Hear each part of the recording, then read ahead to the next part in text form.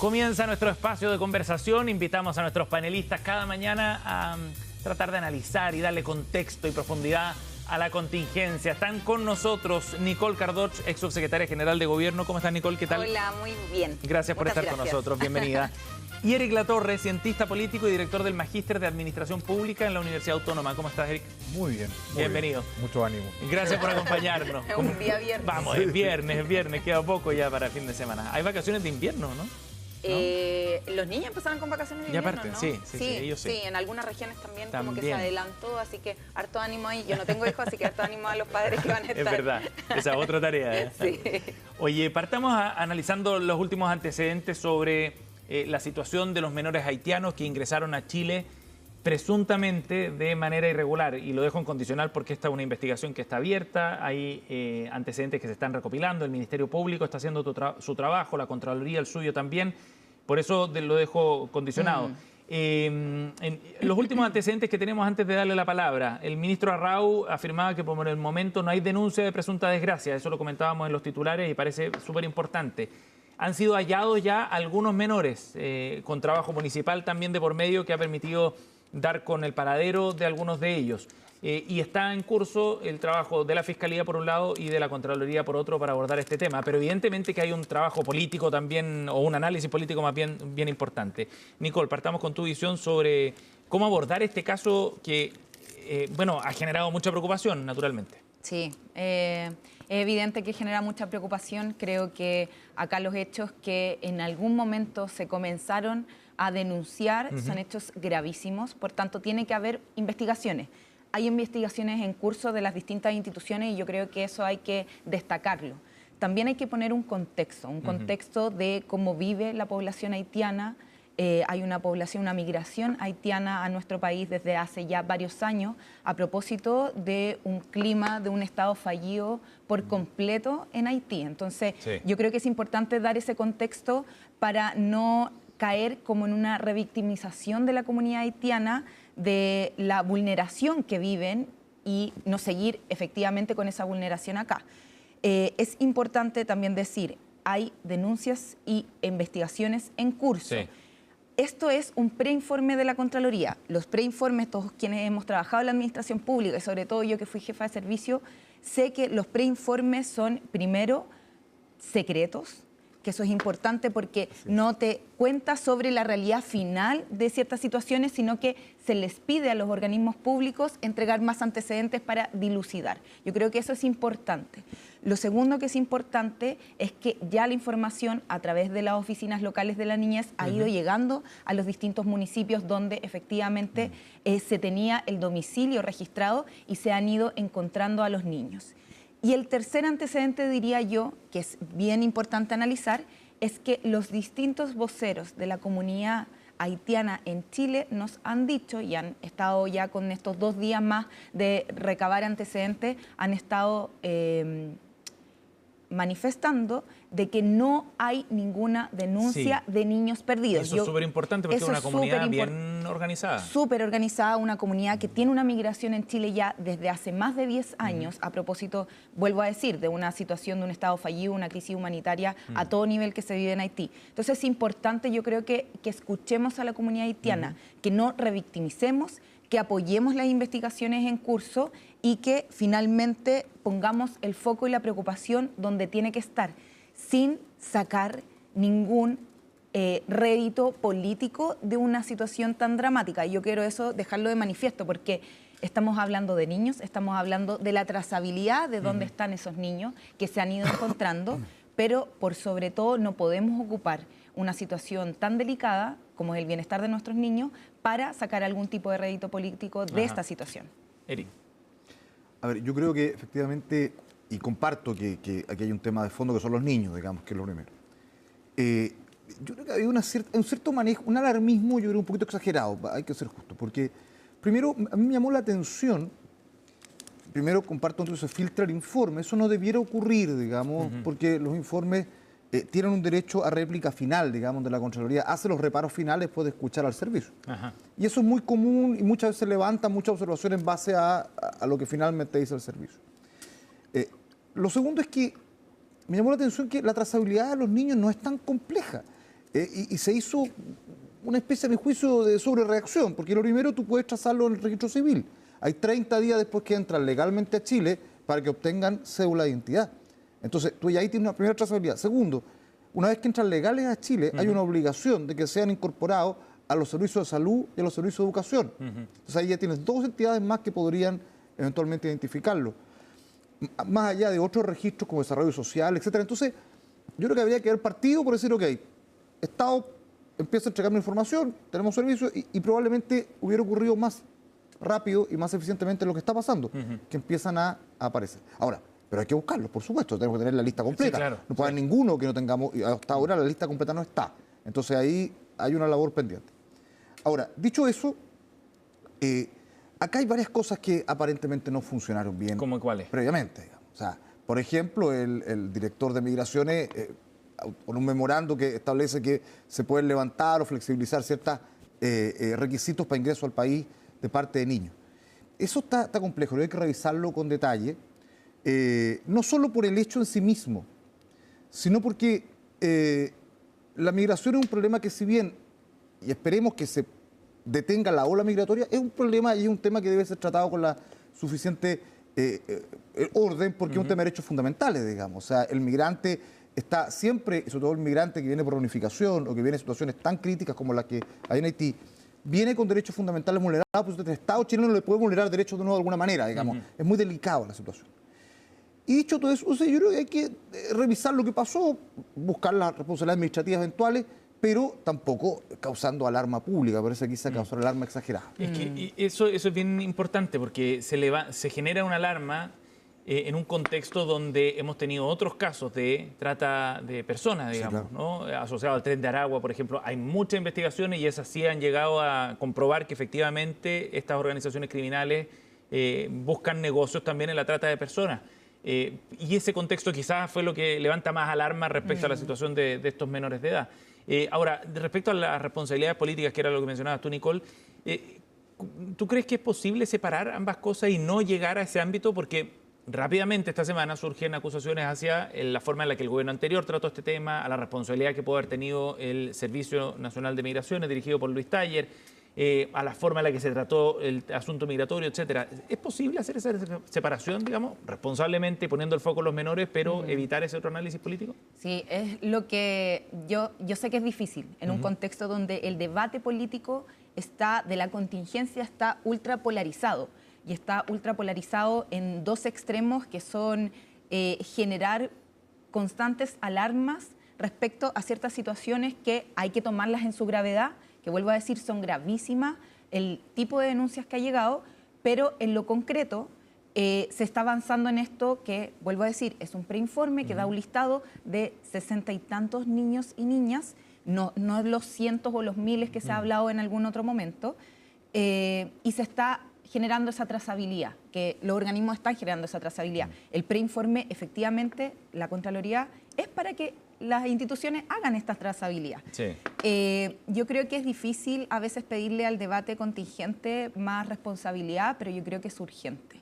El nivel de revictimización al que se ha llegado, el nivel muchas veces de las cuñas rimbombantes, pero que deshumanizan a de lo que estamos hablando, que son personas que viven una constante vulneración de derechos en un estado fallido como el de Haití, que vienen a Chile, que buscan la reunificación familiar a propósito de una visa que se genera en el 2018 con el expresidente Sebastián Piñera al mando, y que tenemos nosotros también el deber de resguardar esos derechos fundamentales.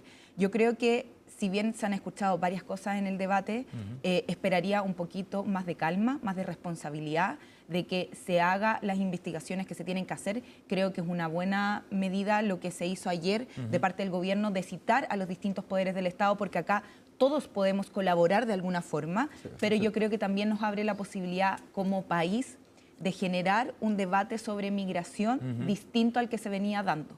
Si estamos tan preocupados, si los derechos fundamentales son tan importantes para los niños migrantes, independiente de la nacionalidad, entonces conversemos sobre migración, no como lo que veníamos conversando hace 2 semanas, que era negar la migración que existe en nuestro país y finalmente sacarlos a todos sin entender todo el contexto global en el que se da esa migración. Yo creo que es una buena oportunidad para hablar de dignidad y de derechos fundamentales. Eric, ¿cómo ves tú esa dimensión política? A ver, sin duda coincido, claro, el debate está polarizado y aquí ya lo teníamos antes de este caso, ¿no? O sea, Sí. migración es el tercer tema crítico para el gobierno: seguridad, migración, economía. Y además que venía de algo que a mí me preocupa, ¿sabes? Y es cierto, yo coincido ahí, que desde las metáforas, las hipérboles, todo esto enturbia el debate, lamentablemente, porque el gobierno hace una promesa que es materialmente imposible de cumplir, digamos, empezar a expulsar migrantes de una manera que no se puede, aunque quisieran, ¿no?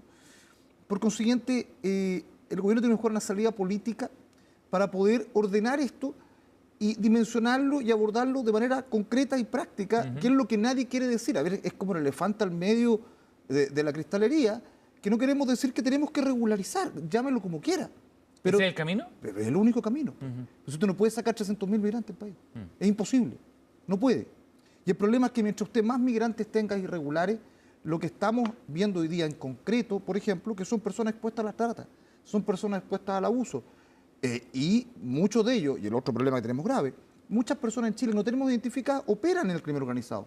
Y no tenemos cómo identificarlas, digamos. Porque además, con el caso de Venezuela, están cerradas todas las vías hoy día diplomáticas, tú las detienes, eso ha pasado mucho, eso está acreditado incluso por Gendarmería, que se detienen, no hay antecedentes que verificar, no sabemos quiénes son, hay que dejarlas en libertad, digamos, se dejan en libertad porque la Fiscalía no logra acreditar que tienen antecedentes o nada. Entonces, hay que de una vez por todas abordar, ya yo coincido que era un acuerdo político, la oposición también debe dar la salida al gobierno, para que el gobierno no se vea tan mal, digamos, pero al final del día hay que hacer algún tipo de ordenamiento, regularización, no hay otra forma. Interesante eso, porque ¿tú crees que le podría generar una presión extra entonces al gobierno para cambiar su plan migratorio? Es que En algunos aspectos, Es que al el menos, problema es que no, a ver, yo sé que suena mal decirlo, pero no tiene plan, pues. ¿Sí? ¿Cuál es el plan? ¿Cuál es el plan migratorio? No hay, pues. O sea, a ver, cerrar la frontera, que eso ya lo logró. De hecho, la frontera, más allá que la haya cerrado este gobierno, se ha detenido el ingreso, porque hay una cuestión natural, hay menos venezolanos ingresando, Perú ha puesto más restricciones, entonces el ingreso de manera objetiva se ha detenido. ¿Cuál es el problema? Los que tenemos adentro, porque dejamos de hacer cuentas serias como el 2024. O sea, hay un flujo migratorio que no tenemos muy registrado. Hay, todo el ingreso ilegal por la frontera. Entonces ya tenemos una cifra que no sabemos cuánto es, pero son varios cientos de miles de personas, 300.000, habría que discutirlo, que no están regularizados o están regularizados de una manera que no está completamente validado su proceso. Quedaron además mucho en una especie de interregno, se les entregó RUT provisorios y ahí quedaron. Y hoy día están y trabajan y como tienen RUT provisorio incluso algunos hasta cotizan, digamos, o sea, pero siguen siendo ilegales al final del día, ¿no es cierto? Entonces, no ilegales, irregulares en realidad, porque tiene una situación de ilegalidad primaria. Y por eso creo que yo concuerdo que hay un acuerdo político acá. Si para eso es la política, digamos. Espero que se pueda hacer. Nicole, lo último antes de ir a la pausa sobre lo que dice Eric. Sí, yo creo que es muy real. Yo creo que la política, sobre todo en estos contextos polarizados, de extremos, que tienden a no dialogar, muchas veces se toma la posibilidad de llegar a acuerdos como si fuera un signo de debilidad o de cobardía. Y yo creo que hoy día hay que atreverse a generar acuerdos transversales, porque son acuerdos transversales que pueden responder a la urgencia ciudadana y que pueden hablar con la verdad. Yo creo que parte importante de la desaprobación que ha tenido el gobierno y el presidente Kast en los últimos 100 días de administración, parte de la base de que prometió cosas que es imposible cumplir.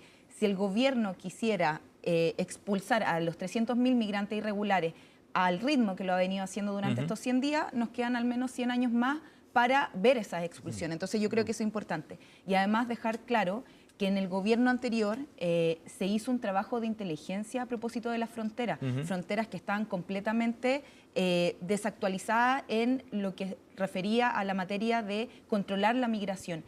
El gobierno durante sus 4 años bajó a la mitad la migración irregular y yo creo que eso no habla no solamente bien de un gobierno, habla bien de todas las instituciones que hoy día se están preparando de mejor forma para esa migración un poco descontrolada, pero no porque el contexto nacional, sino porque hay una crisis humanitaria en un país cercano como Venezuela que ha hecho que se vayan de ese país más de 8 millones de personas. Entonces, hay que ver el contexto global y yo vuelvo a decir que esta es la oportunidad de hacer un pacto transversal sobre migración, poniendo en el centro la dignidad y los derechos humanos. Y algo de eso ya se empieza a fraguar ahí en el Congreso. Estamos junto a Nicole Cardot y Eric Latorre, aquí en Voces del Poder. Nos vamos a ir a una breve pausa y volvemos de inmediato con más de la conversación de esta mañana en CNN Chile Radio.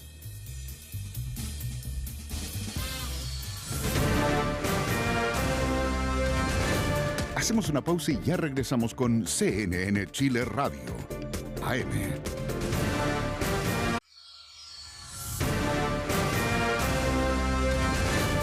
Estamos de regreso en CNN Chile Radio, AM.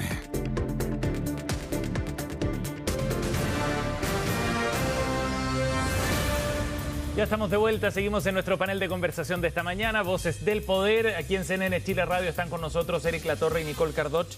Y vamos a conversar en esta parte, en los minutos que nos quedan de análisis, sobre una propuesta que están levantando un grupo de parlamentarios. Es bien transversal, parlamentarios de distintos sectores políticos, pero también senadores y diputados, para elevar las exigencias para presentar una acusación constitucional.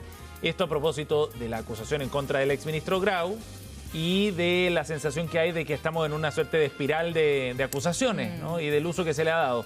Eric, ¿cómo ves tú esta idea? Primero partamos por eso. De acuerdo. O sea, ¿Estás de acuerdo? No puedo no estar de acuerdo. Digamos, efectivamente, es cuestión de mirar las cifras. Hay independiente del mérito, cualquier acusación que se haya dado, tiene que haber un acuerdo político previo y un consenso, político de que hay mérito. Yo creo que son muy bajos los requisitos. Además, firma solamente. Claro, que no es nada.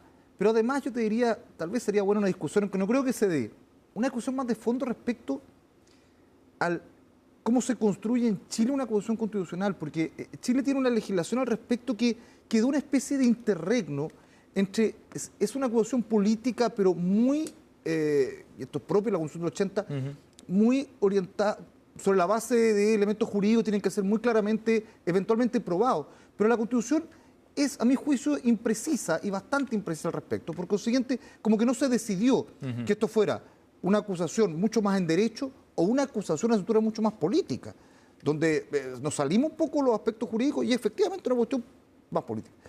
Entonces ahí quedó, entonces hoy día tú cualquier cosa la llevas al plano jurídico y tratas de darle elementos jurídicos. Yo lo miro hoy día la acusación contra el ministro Grau y la verdad que cuesta encontrar, digamos, se estira al máximo el concepto de probidad para poder buscarle y la verdad que llevémoslo al extremo, si la negligencia sin ser culpable fuera falta de la probidad, tendríamos muchos políticos más acusados, digamos, te fijas, no, el peor de los casos uno dice, bueno, el ministro Grau hizo mal su trabajo, pero uno no ve ahí una falta legal o una contumacia de hacerlo mal, digamos, él no quiso, lo voy a falsificar esto, que sea. Entonces yo estoy de acuerdo. Ayer, por ejemplo, estuvimos en el programa Aquí se debate con 4 parlamentarios, estaba el diputado Olivares y decía que él apoyaba la acusación constitucional porque no se la podían llevar pelada, decían buen chileno, las personas que hicieran mal su pega. Que dice mucho quizás de la interpretación que se está haciendo del fundamento de la acusación. Pero que ahí vamos al tema del juicio político, probablemente tal. El juicio político como está más pensado en un modelo parlamentario, que el juicio es más político. Y ahí yo le encontraré razón al diputado. Pero nuestra acusación, en teoría, tiene un fundamento que es jurídico. Claro. Nicole, ¿cómo ves esta idea? Primero la de aumentar los requisitos para una acusación. A mí me parece correcto. Yo creo que la acusación hemos visto como cifra respecto a todas las acusaciones constitucionales a ministros de distintos signos políticos, de distintas administraciones y las fallidas acusaciones constitucionales que se hicieron en el gobierno anterior. Esta va a ser la 10ª acusación contra un ministro de la administración del expresidente Gabriel Boric. Evidentemente creo que no hay fundamento jurídico para constatar una falta constitucional del exministro de Hacienda. Creo además que se hace un precedente y un antecedente bastante peligroso a quienes puedan ostentar después el Ministerio de Hacienda, sobre todo cuando tiene que ver con proyecciones macroeconómicas que muchas veces van variando. Claro. Y yo creo que me alegra saber también que es un consenso transversal entre economistas, entre exministros, el apoyo que se está teniendo al exministro Nicolás Grau a propósito de este tema. Yo creo que efectivamente se ha usado como una herramienta de un juicio político. y eso no está dentro del marco constitucional en el que se genera esto. Ahora, pero también hay otras herramientas, están las comisiones investigadoras, está la interpelación.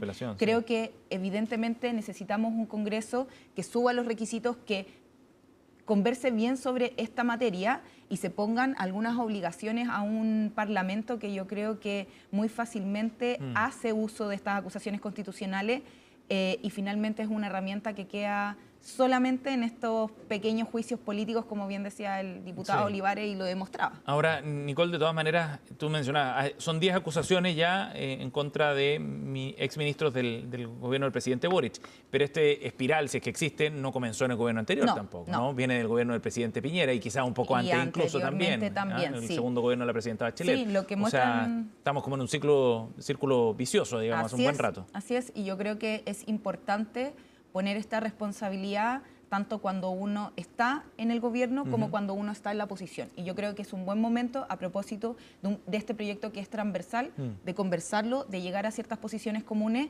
de subir los requisitos y tomarse con mucha mayor responsabilidad esta herramienta que efectivamente tienen los parlamentarios, está dentro de sus atribuciones, pero que no debería ser un juicio político a propósito de lo que yo pienso de que se hizo bien la pega o no un ministro de turno. Ahora, Eric, de todas maneras, se podrán hacer muchos cambios, se puede elevar la exigencia y todo, pero cuando el sistema político tiene incentivos para utilizar mal determinadas herramientas, lo va a hacer igual. Y se suben las firmas, de 10 a 20, 30, 40, pero quiero ir al análisis de lo que refleja esto, de qué es lo que nos dice sobre cómo está funcionando la política hoy día y el Congreso en particular.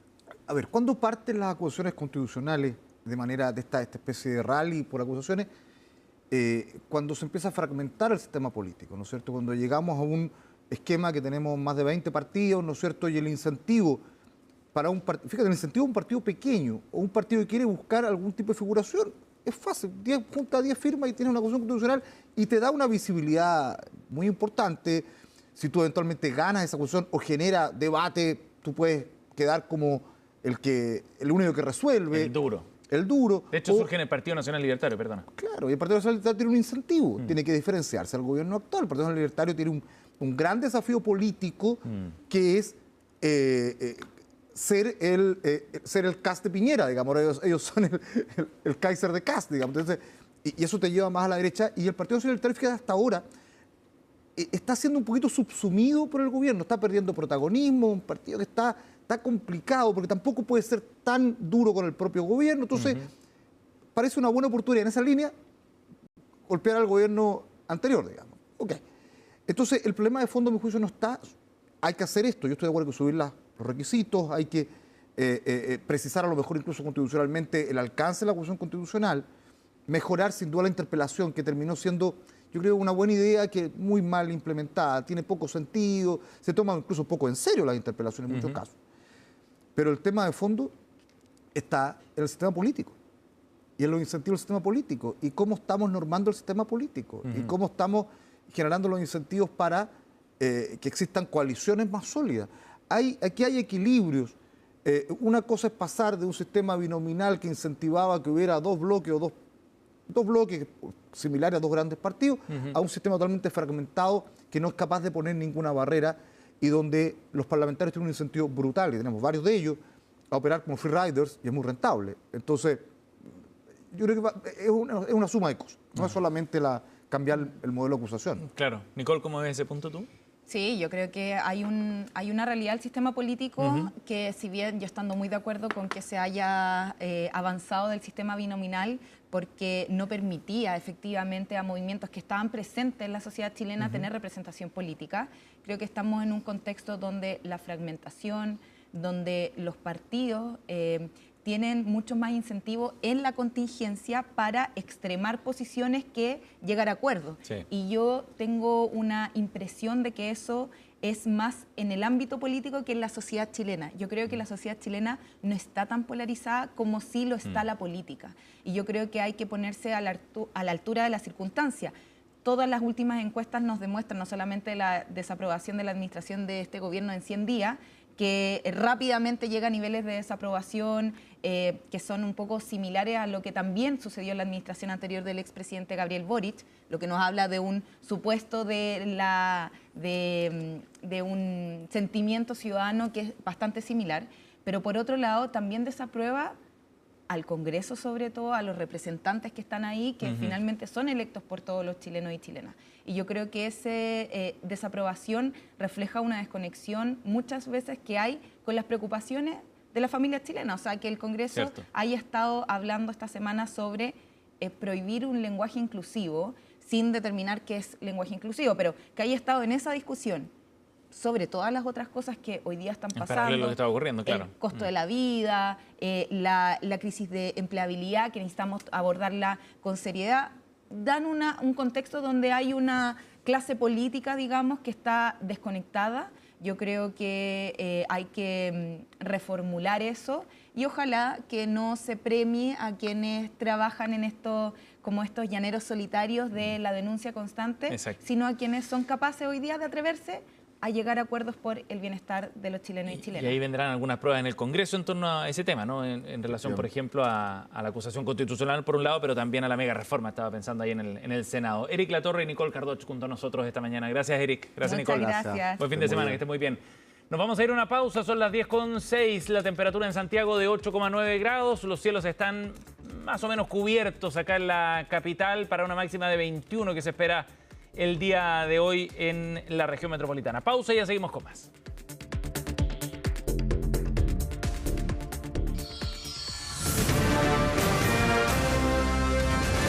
Hacemos una pausa y ya regresamos con CNN Chile Radio, AM.